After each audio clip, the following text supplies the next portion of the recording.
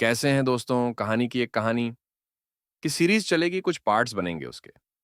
ये वीडियो अलग से बनाया है हमने, कुछ सवालों के जवाब देने के लिए, जो आ रहे हैं हमारे पास।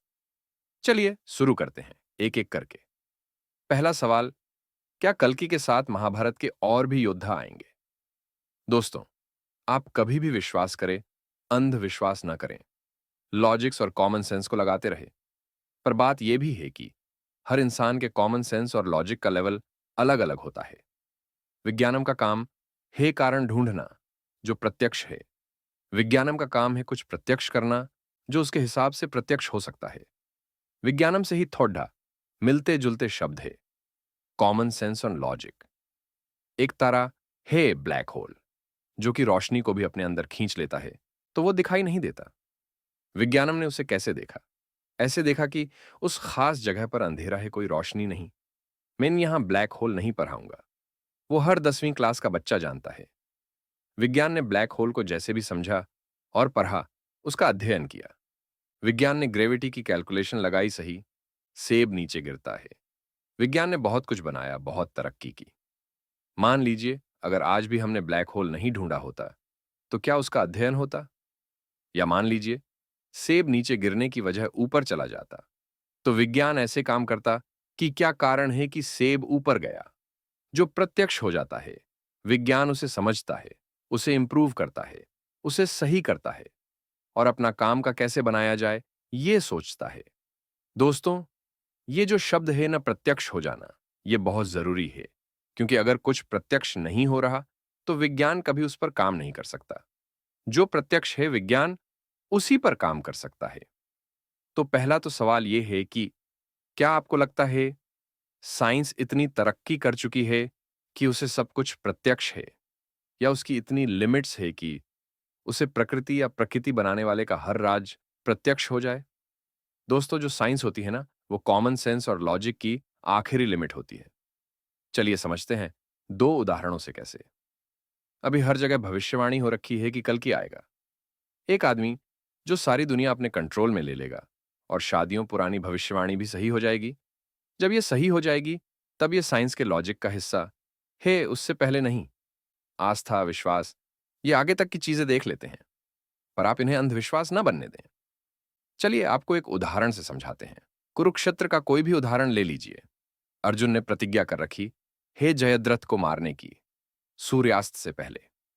जयद्रथ छिपता फिर रहा है, सूर्यास्त होने वाला है और अर्जुन की चिता सज चुकी है। अर्जुन को मरते देखने की खुशी जयद्रथ छिपा नहीं पाता और पीछे छिपकर देख रहा होता है क्या हुआ है। वो झांकता हुआ कृष्ण को दिख जाता है। कृष्ण अर्जुन को कहते हैं, अर्जुन गांडीव उठा। जयद्रथ सामने है, स्विंग। अर्जुन गांडीव उठता है, तीर चढ़ाता है और यहां सूरज बादलों के पीछे से दोबारा से उग आता है। अर्जुन जयद्रथ को मार देता है। इतनी सी कहानी अगर प्रत्यक्ष हो जाए तो आस्तिक, नास्तिक, विज्ञानम तीनों किस तरह से इस बात को समझेंगे, बता देते हैं। विज्ञानम कहेगा, सूरज दोबारा उगा नहीं था, बादल आ गए थे, वो हट गए। नास्तिक कहेगा, इसमें खास क्या था? जयद्रथ ही मूर्ख था, जो देखने के लिए सामने आ गया, कुछ देर और छिपा रहता। और आस्तिक कहेगा, सूरज दोबारा निकल आया, क्योंकि कृष्ण थे। इसमें सही क्या है? गलत कोई भी नहीं कह रहा। एक घटना का हर कोई अपने हिसाब से विश्लेषण कर रहा है। एक घटना प्रत्यक्ष हो चुकी है, हर कोई उसे अपनी समझ के हिसाब से समझ रहा है। सत्य बस इतना है कि कहानी में कृष्ण है और कृष्ण के होते हुए अर्जुन मर नहीं सकता।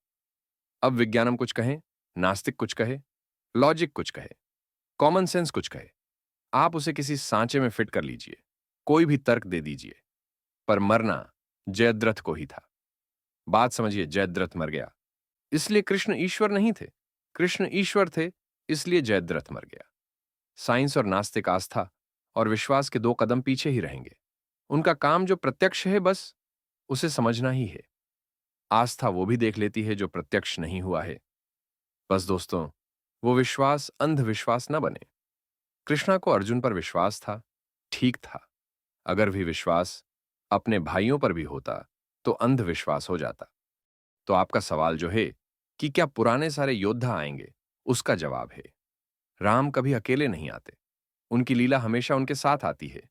कृष्ण भी कभी अकेले नहीं आते, उनकी भी लीला उनके साथ ही आती है, तो कल की अकेले कैसे आए होंगे? मुझे जो जानकारी है वो ये है कि कोई 5 संत है जो हिमालय से चले हैं कल्कि से मिलने, और जब वो प्रत्यक्ष हो जाएगा तब मिलेंगे। बहुत ही वृद्ध हैं वो संत, है कुछ ऐसा। दूसरी जो जानकारी है, इस दुनिया में 5 शक्तियों ने जन्म लिया है। एक तो कल्कि हुआ, दूसरी उसकी पत्नी हुई, बाकी 3 उसे तब मिलेंगे जब वो प्रत्यक्ष हो जाएगा। अब वो कौन है मुझे भी नहीं पता, क्योंकि कल्कि प्रत्यक्ष तो हुआ नहीं। बस इतनी ही जानकारी मुझे है। पर आप परशुराम को हटा दो। परशुराम जी जिस भी आर्ट के योद्धा थे, उस आर्ट पर यहां कुछ नहीं होना। कल्कि की गुरु प्रकृति है इस युग में। और बताइए, और क्या सवाल है आप लोगों के? किसी पर्सन ने एक सवाल पूछा था, वो डिलीट हो गया मुझसे कमेंट में। उसने किसी का नाम लिया था, कोई प्रदीप मुखर्जी है। उन्होंने कोई किताब लिखी। दोस्तों, मेरे पास थोड़ा सा टाइम की लिमिट होती है, जो बच जाता है वो आप लोगों को दे देता हूं। हर टॉपिक पर टाइम देना संभव नहीं होता।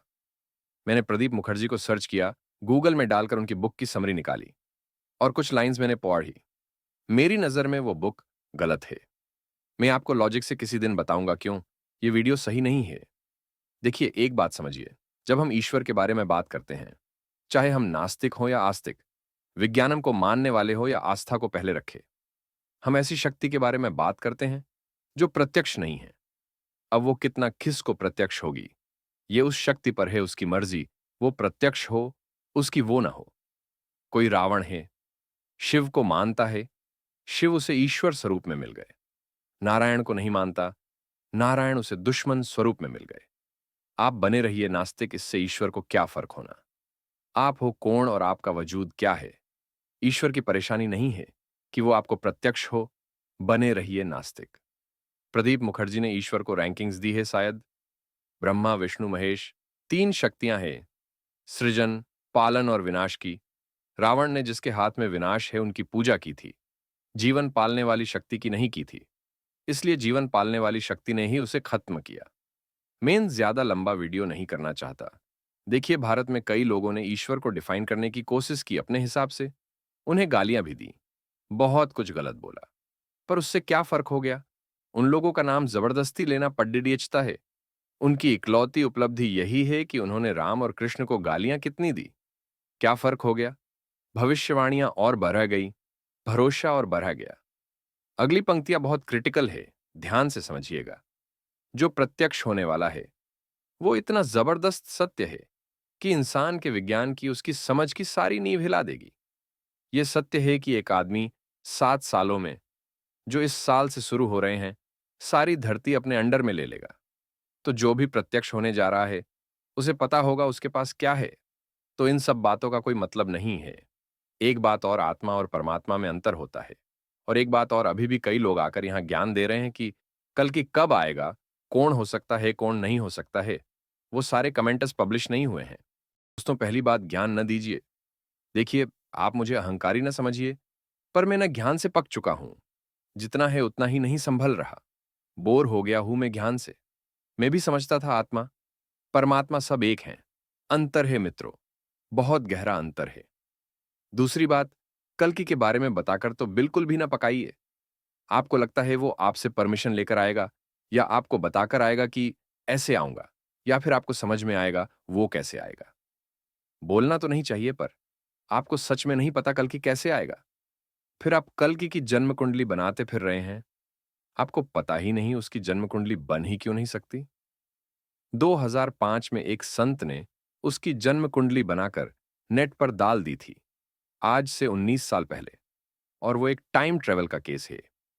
टाइम ट्रेवल समझते हैं आप लोग, भविष्य में पीछे जाकर वो कार्य कर देना। वो जीता जगता केस है टाइम ट्रेवल का। अगर आपके हाथ लग जाए तो प्रिय समझिए, आप कल की तक क्यों नहीं पहुंच सकते, क्यों उस तक पहुंचना असंभव है, और क्यों कल की आप लोगों की तरह अपना प्रचार नहीं कर रहा होगा। और आपको यह भी समझ में आ जाएगा कि आप जिस इंसान का चोला पहनने की कोशिश कर रहे हो, अपना ही मजाक बना रहे हो।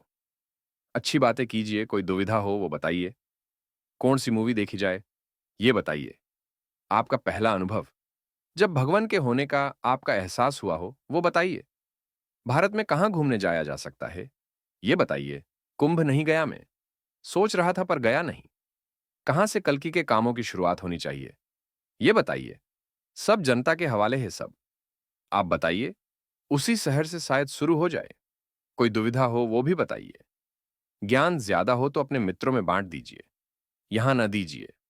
देखिए, एक बात समझिए, जो भी कल की होगा ना वो प्रत्यक्ष कर ही देगा। जब वो प्रत्यक्ष कर ही देगा, तो वो टेंशन क्यों ले? टेंशन तो वो लेंगे जिनके सामने प्रत्यक्ष हो रहा होगा। दोस्तों खुश रहो, चलो मिलते हैं अगले वीडियो में।